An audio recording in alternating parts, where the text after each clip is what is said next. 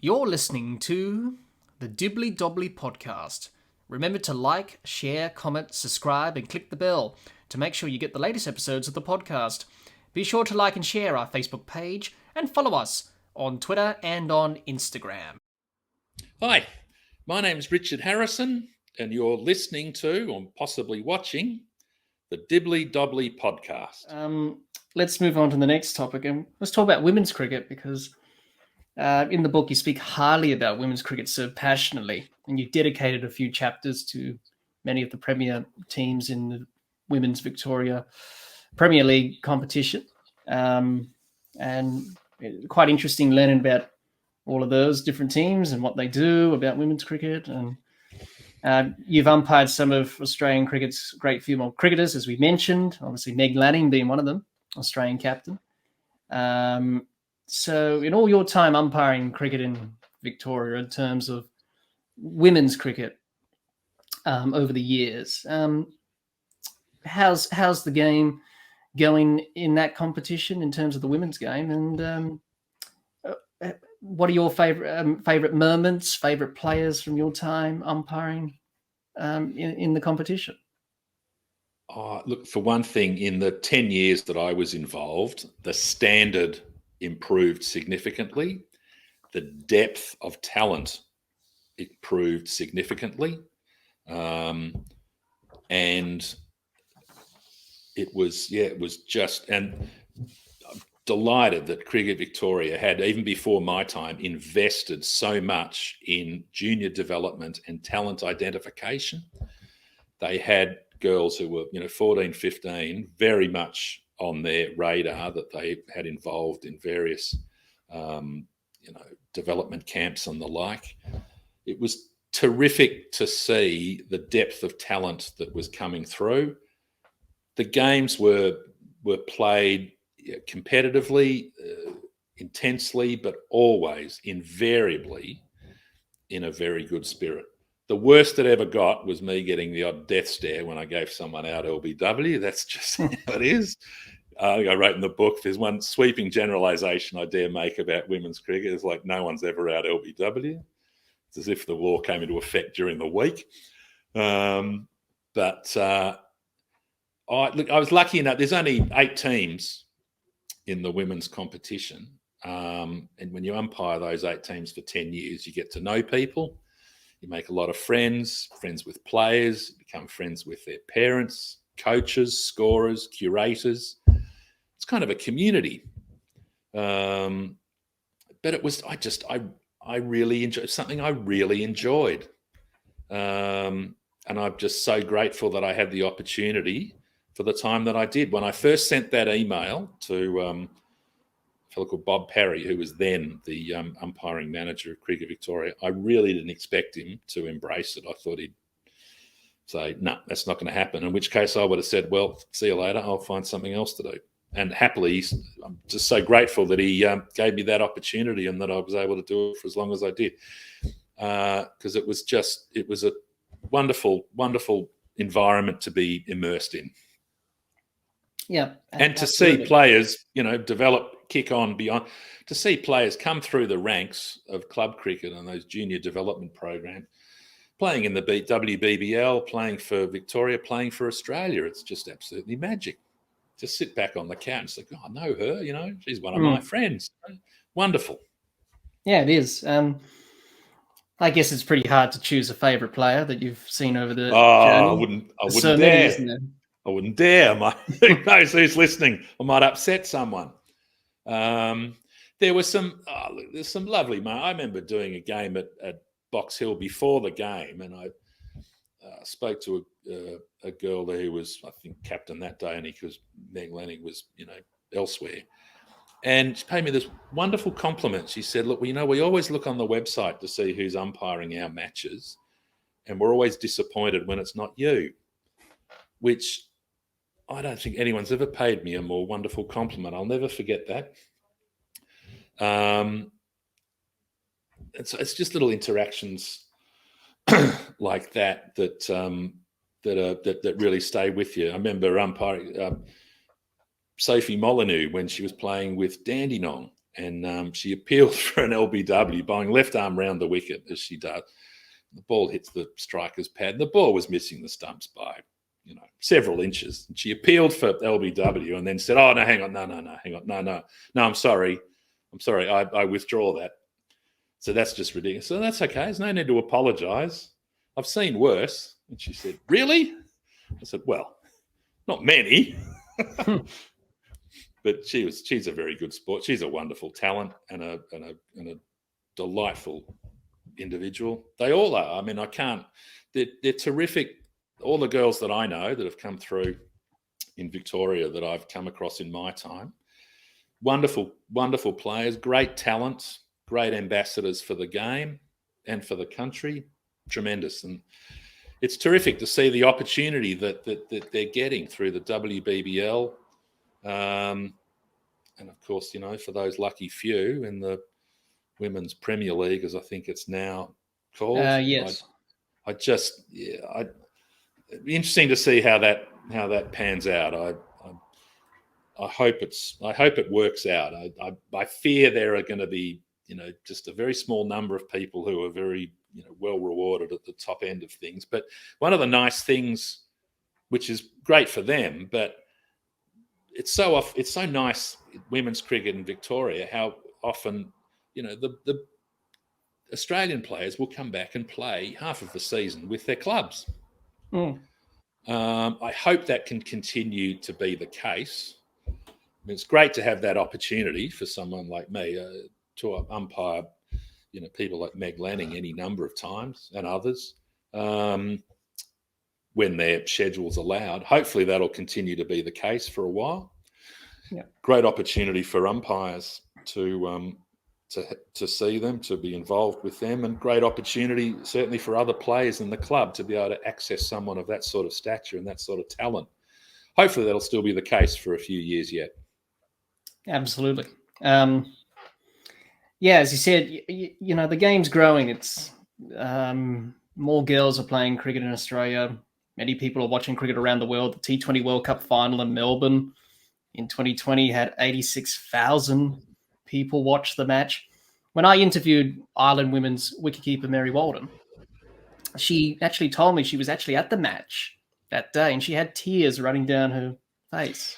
I could well imagine. It was such a poignant moment in the women's game to see a crowd of 86,000 for a T20 World Cup final. It was just unbelievable. It was extraordinary, wonderful. And I could well imagine for someone with her background, that would be a significant and emotional moment. That doesn't surprise me at all. I remember hearing Melanie Jones saying that when she was standing next to Belinda Clark at the presentation after the match, said they were just very emotional, just couldn't believe how far they'd come. And those two had made such a tremendous contribution many years before and continue to, had every right to be very emotional and very proud of the role that they've played in that. And there are any number of people who've, helped the game get to where it is. Sarah Elliott played a lot of games, or a few games at least. I played with Dandenong. I mean, it's a shame that she was just, perhaps born a few years too early before the game really took off. She deserves to be a household name. Magnificent cricketer, Ashes centurion.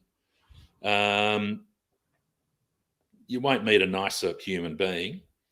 And I remember when I first met her, I congratulated and thanked her for being 95 not out when she made that overnight, when she made that Ashes 100, because that gave me the opportunity to listen to her get 100 at a reasonable hour the next day. But she was 95 not out and up half the night breastfeeding and looking after her first son, who was less than 12 months old, and then had to go out the next day and get a handful of runs to make 100. I mean, that's, having, 3 or 4 hours sleep at best, perhaps. Quite a unique sort of circumstance that a lot of people perhaps don't appreciate. Yeah. And as you mentioned before, the Women's Premier League players getting paid a lot of money in the auction. Ash Garner was sold for $558,000 Australian dollars, which is a lot of money. It does change your life. And for these women cricketers, it will change their life to an extent, how much money these teams in the Premier League are preparing to pay for them, which is right. They deserve every bit of that. And it's great to see that competition, which is happening next month in March. And it will definitely improve the women's game and take it further and into the future. I just hope that somehow that can sort of feed down to all the levels.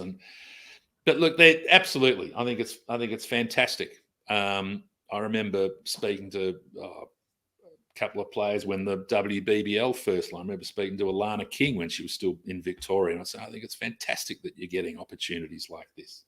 You deserve it, and wonderful. So it'll be interesting to see how that competition develops and whether it's the sort of commercial success. Some of those franchises have paid an enormous amount of money for those teams. I hope it's the commercial success that it needs to be for it to maintain itself. I dare say it will. Absolutely. I dare say it will. I hope it is. And you mentioned Belinda Clark before.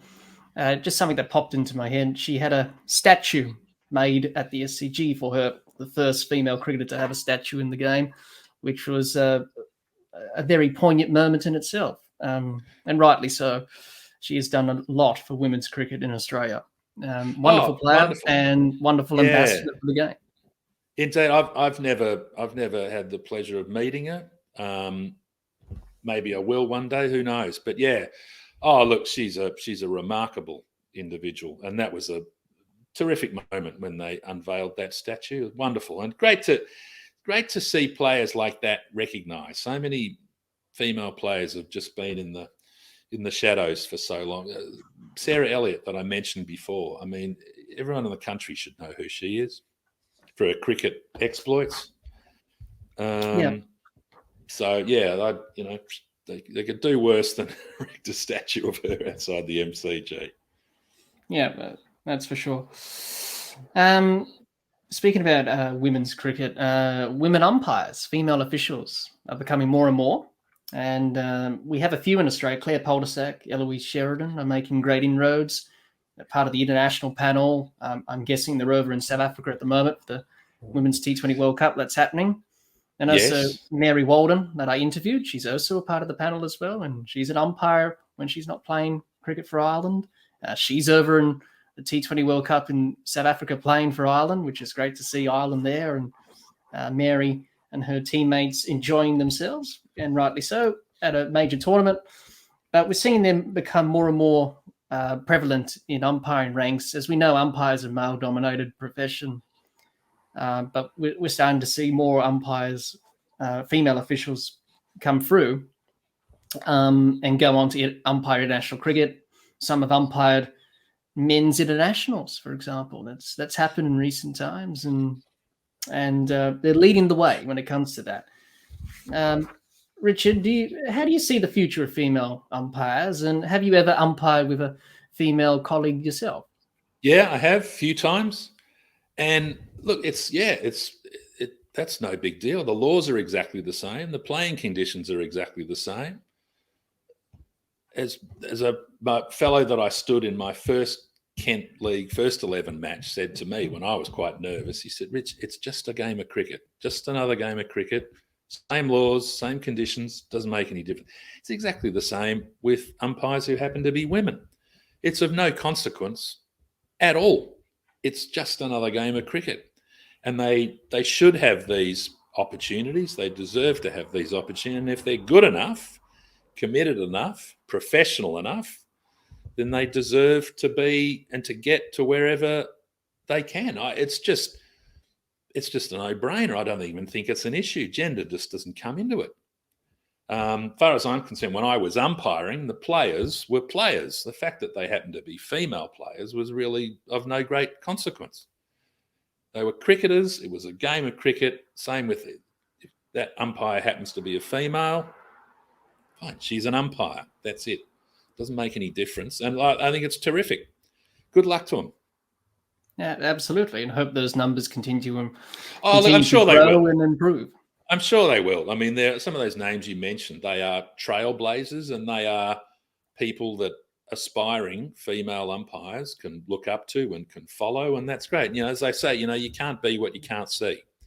So if you know there are people like that blazing a trail, it'll be commonplace before long. It just won't be an issue if the umpire happens to be female before long. Yes, we And may see rightly a so. You female. know, it's of no consequence now. It shouldn't be, but anyway, it takes time, but they'll come through.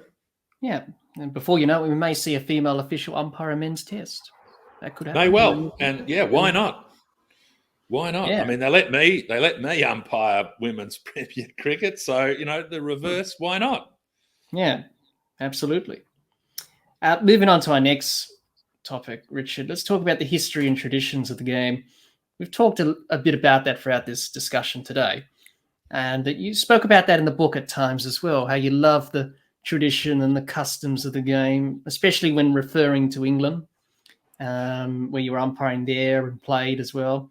You know, Test cricket still maintains those traditions and history of the game, but it's very important we maintain and preserve history in the form of Test cricket, but other stuff, you know, like the Adelaide Oval, the old scoreboard, and the SCG, the Yes. old members and ladies pavilions, which are the only relics of the past to cricket in Australia.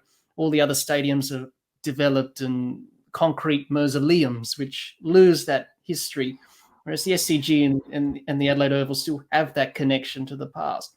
I suppose it's a sign of the times where you just have to upgrade and, you know, that's that. But if you can preserve those historical artifacts like we do in Adelaide and Sydney and have museums, you know, like the Barrel Museum in New South Wales where Don Bradman was, preserving history, which is an important thing to learn to other people as well, educate people who are coming through the game to see how the game's evolved and changed over the years, because the history of cricket's very complex. It's interesting. I like researching that, and on the podcast, we're starting to do historical series, looking back at, you know, players and teams and the game itself, how the laws, you know, all these different things, you know, came to be. So, Richard, what are your thoughts on maintaining the history and traditions of the game?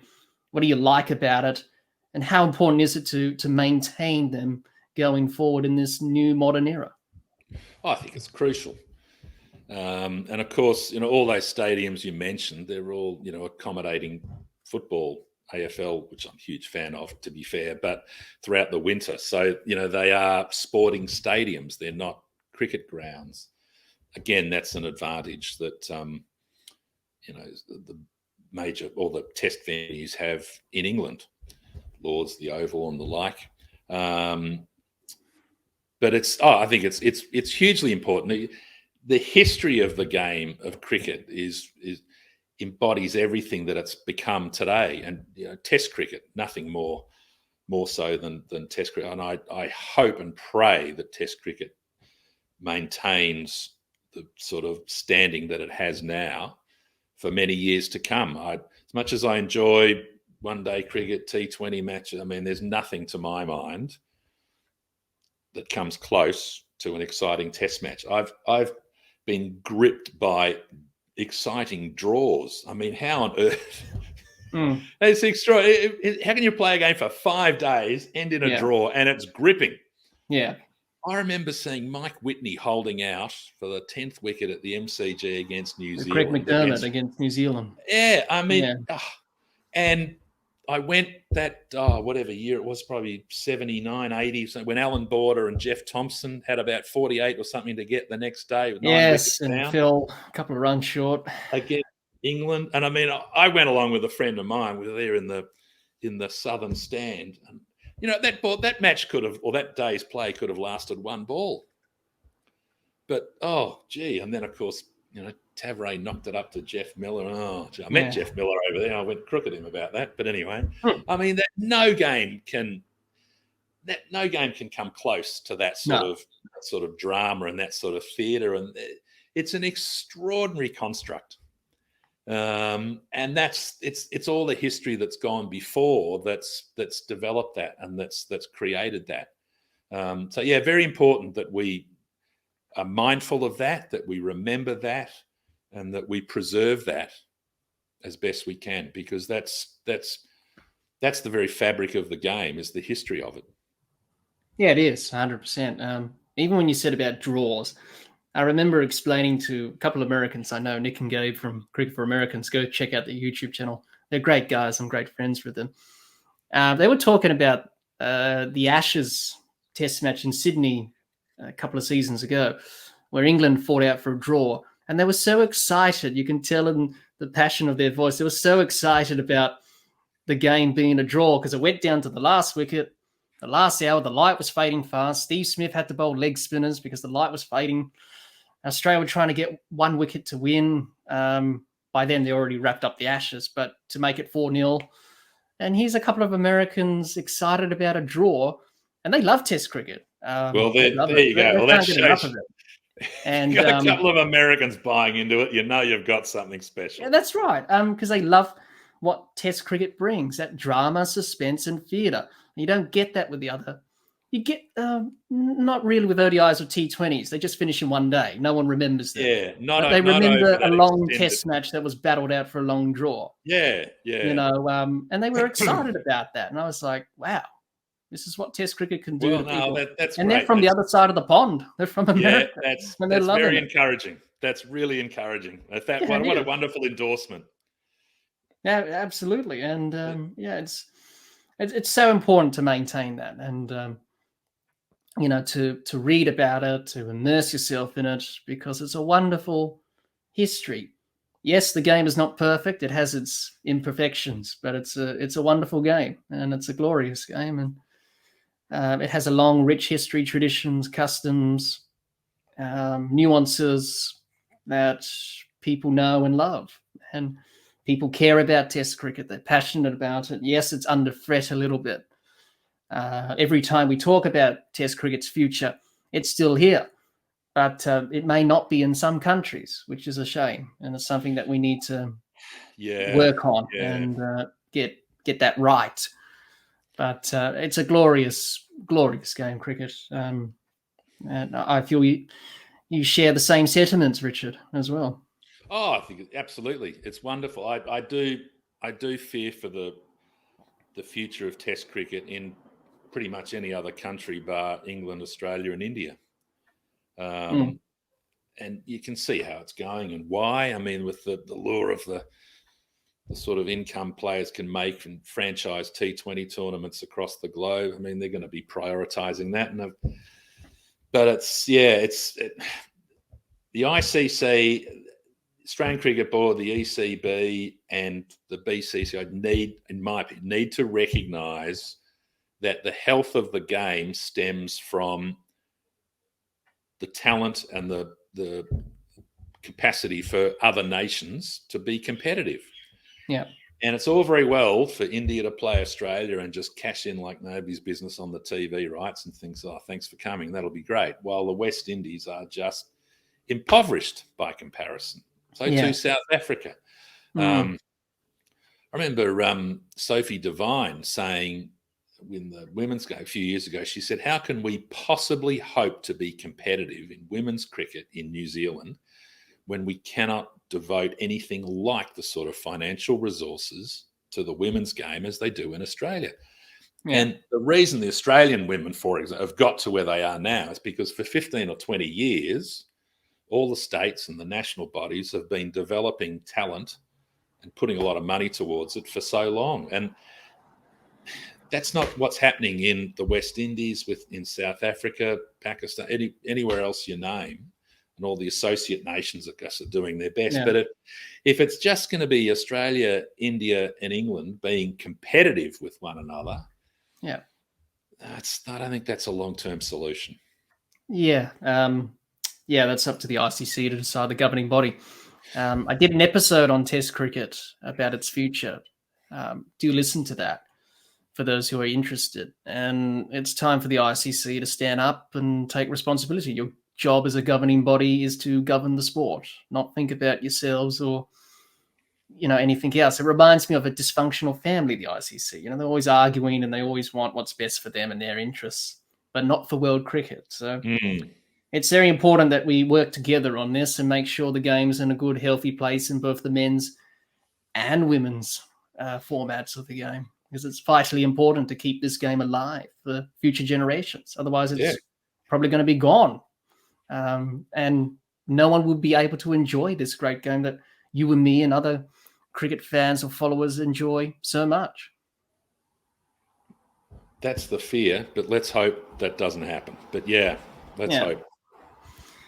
So moving on to our next topic, Richard, let's talk about volunteering within cricket. Now, in the book, you mentioned umpires being bottom of the food chain and the hierarchy of cricket itself.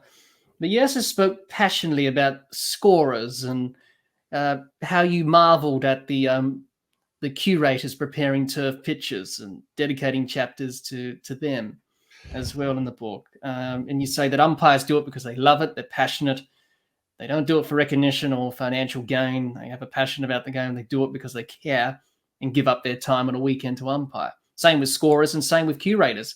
Not only on the weekend, but during the week, because they have to prepare the pitch before absolutely the game on the weekend. So and volunteering is very important at all cricket clubs, especially in country areas in Australia. You don't have much people like in the city. So you need people to volunteer to become president or treasurer or secretary, curator, because without volunteers, cricket clubs become extinct and it takes an army to run them.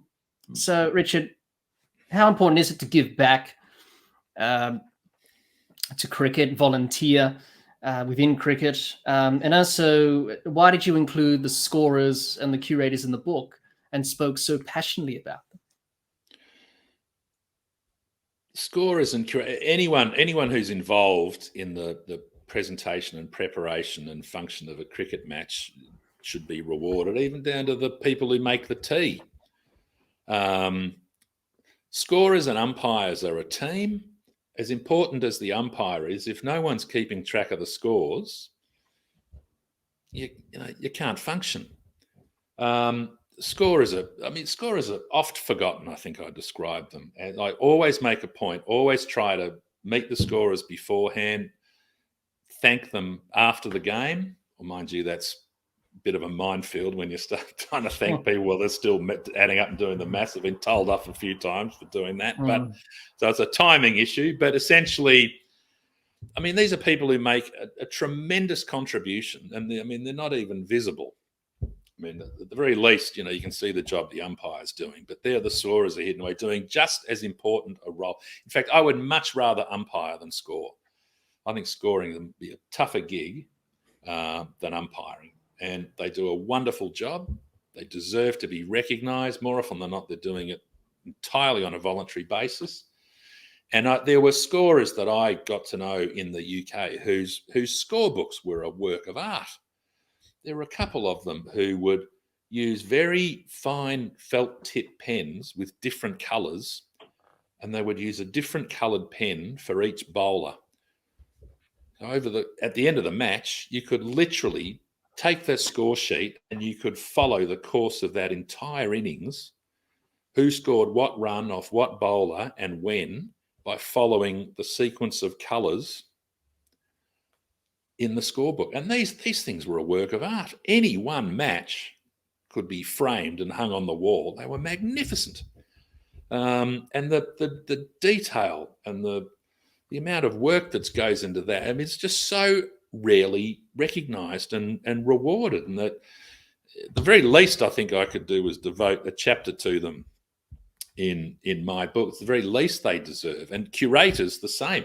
I marvel at what curators do. I don't know how on earth if someone put me out in the middle of a cricket ground and said, here you go, you got 3 weeks, a month, 6 months, give me a year to make a cricket pitch, I wouldn't know where to start. I don't know how they do it.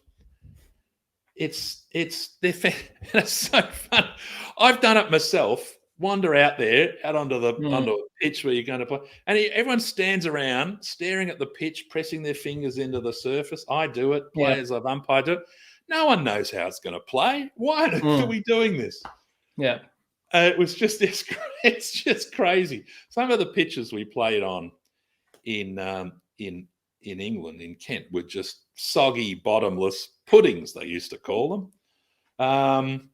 Which, I mean, if a pitch is that damp in Australia, you think, oh, God, it's going to be a minefield. But in England, the ball would just plop in the pitch and then, emerge, 3 or 4 seconds later and just sort of sit up and wait to be hit.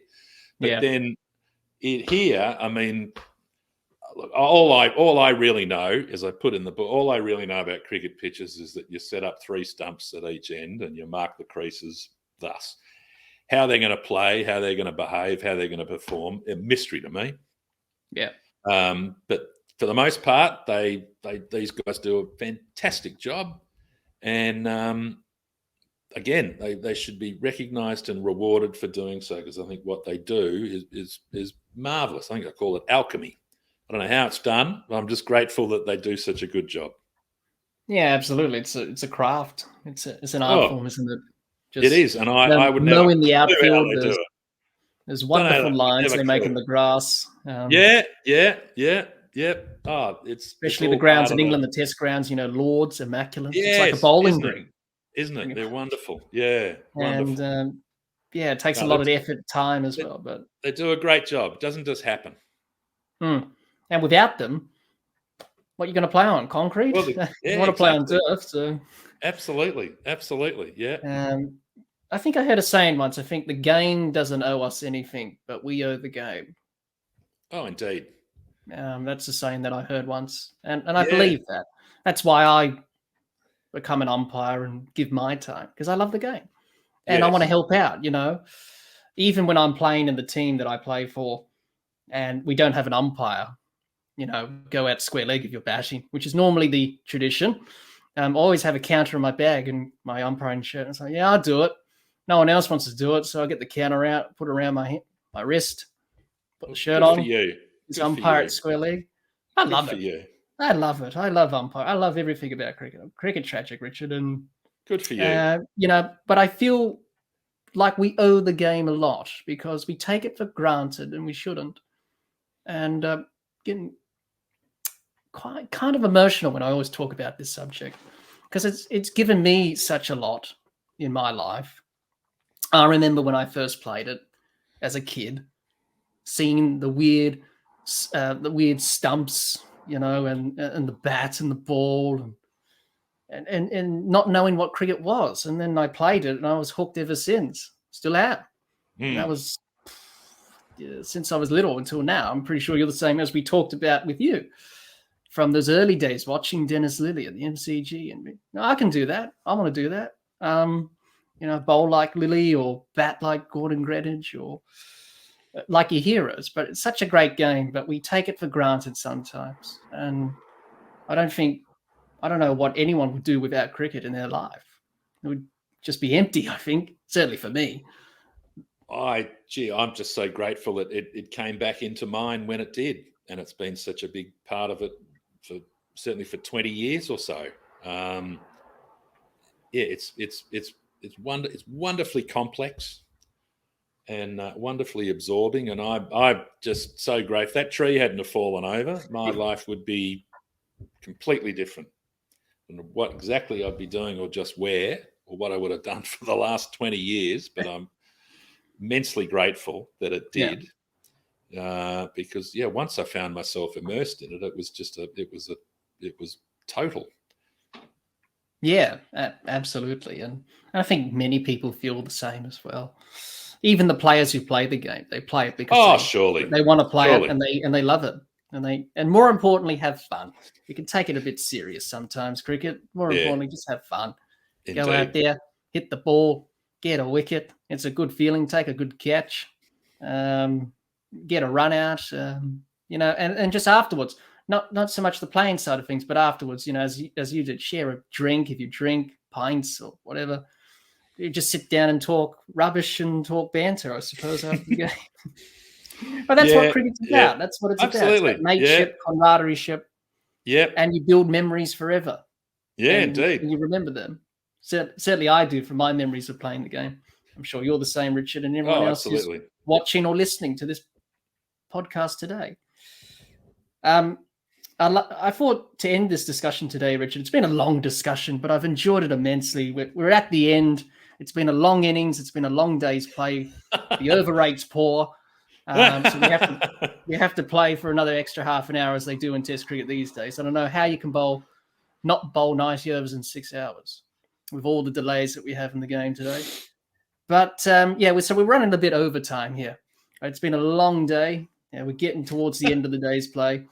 And then we're going to go back to the pavilion and have a few alcoholic beverages if you drink, or non-alcoholic beverages. So I thought to end today's discussion, let's hear some funny stories. Now, you mentioned a lot in the book. There's so many you can talk about, and we can create many episodes on that for the podcast. Any funny stories that stick out in your mind from your umpiring days in England, in Australia, or any that you've want to share to end this discussion today? Let's see. Well, I've given the Green Jaguar a run. That's one for England. I when you mentioned that, there's one that popped into my head that I particularly enjoyed. I umpired a women's second 11 match at Dandenong between Dandenong and Brunswick Park, I think, as they were then. And Brunswick were batting, and this girl hit the ball, took off a run, completed one run, and then turned back and was in the process of running a second when she tore a hamstring, collapsed in the middle of the pitch, floods of tears, tremendous amount of pain. People are running onto the field. Nobody knew exactly what had happened for a moment then. It was clear she was quite badly injured, and all this great commotion was going on, taking place for some minutes. And there was one Dandenong player who was quite young at the time, went on to play for Victoria. So I'm not going to name her because she'll be horribly embarrassed. But throughout this whole commotion, she just literally sat cross-legged on the edge of the pitch while all this was going. And eventually someone came and helped carry this girl off. And once they sort of were getting her off the field, she looked up at me rather naively and said, "Is that the end of the game?" And I said, "Oh, no. She's just injured. She's not dead." She goes, "Oh, okay, right." And she's gone on to play for Victoria. So that was, I didn't want to laugh at the time. I thought that'd be a bit mean. She genuinely wasn't sure if that was the end of the game. I said, no, just injured, not dead. But yeah, look, there are some lovely little interaction in the book with players and things, and you don't sort of go out and seek for that, but you sometimes you're just sort of involved with them, and there are some lovely moments that I've recalled in there that I'll recall and remember forever. That was one of them, but there's any number of others. But that's been the beauty of it, and it's lovely to be part of, and nice to be able to recall it and celebrate that in the book. So hopefully, others might even come across it and enjoy it as much. I hope so. Absolutely. Well, I think that's a perfect way to end, Richard. Well, Richard, we have to call over and time. As many umpires say, to end the game and remove the bails. And you hear that sound on the stump mics, just clattering into the stumps. And the umpire says, "It's over in time, gentlemen." That's it. And it's time to pull up stumps and end today's play. But I've really enjoyed our chat today, Richard. I really have. Thank you, everyone who is still listening to this marathon chat that me and Richard have had today. Have we set a record? 6-hour day of Test cricket, that's for sure. Just about. But it's been enjoyable. I've learned a lot about you, shared some laughs, talked about the topics within the game. And I hope everyone watching or listening to this episode today will get a bit of fun out of it and a laugh and learn a lot about cricket and umpiring especially as well. Richard, we've already mentioned it before, but for those who have forgotten after this long marathon chat, where can people find the book Stumped and your other books that you've written? Where can people find that? All the usual suspects online. That's the paperback. And the audiobook cover's similar, just a bit square. But it's about all the usual suspect online retailers, Amazon, Booktopia, etc., etc. It's an e-book, paperback, and an audiobook. And the paperback is available from all bookstores. You might just have to ask for it. They might just have to order it in. So if you want to support a local bookstore and buy it from them, which I think is a great thing, they can order it in for you. They'll be able to find it on their distributor computer thing system. No. So there's no excuse. It's easily and readily available. You don't have to work that hard to find it. Or the Export Gardener, and give it 6 months and you can buy Positively Pazzo. That's my Italian book. But anyway, well, that's a story. That's a chat for another time. So yeah. Anyway, thank you for that, Richard. We'll leave a link to that in the description of this episode so people can access a copy of the books, and especially Stumped. Once again, Richard, thank you for giving up your time to join me today. I really appreciate that. I'm grateful for you spending this amount of time with me today. I hope you've enjoyed our discussion as well. I have. It's been a lot of fun. I've never done a podcast before, so I'm off the mark, but it's been great. I've really enjoyed it. I'm very, very grateful for the opportunity. So thank you. Thank you once again, Richard.